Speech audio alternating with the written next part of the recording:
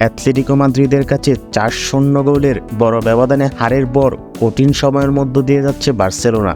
এই পরাজয়ের ফলে বড়সড় ধাক্কা খেয়েছে কাতালানরা। শনিবার রিয়াল সোসিয়েদার বিপক্ষে রিয়াল মাদ্রিদ জয় পাওয়ায় বার্সেলোনা নেমে গেছে পয়েন্ট টেবিলের দ্বিতীয় স্থানে।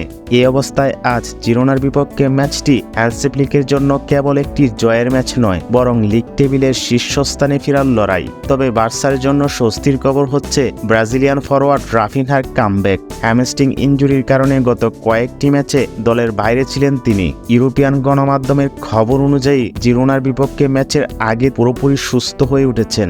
এমনকি গত কয়েকদিনের ট্রেনিং সেশনে রাফিনহা দলের সাথে পুরোপুরি অনুশীলন করেছে। মেডিকেল বিভাগ থেকে খেলার জন্য তাকে ছাড়পত্রও দেওয়া হয়েছে, যা দলের আক্রমণ ভাগকে তুলবে চাঙা করে। এদিকে এই ব্রাজিলিয়ান স্কোয়াডে ফিরলেও তাকে আজ শুরুর একাদশে রাখা হবে কিনা তা এখনো নিশ্চিত করেননি কোচ। জানা গেছে বার্সেলোনার কোচিং স্টাফরা রাফিনহাকে নিয়ে কোনো ঝুঁকি নিতে চান না, কারণ লেভান্তের বিপক্ষে পরবর্তী ম্যাচের কথাও মাথায় রাখতে হচ্ছে ম্যানেজমেন্টকে।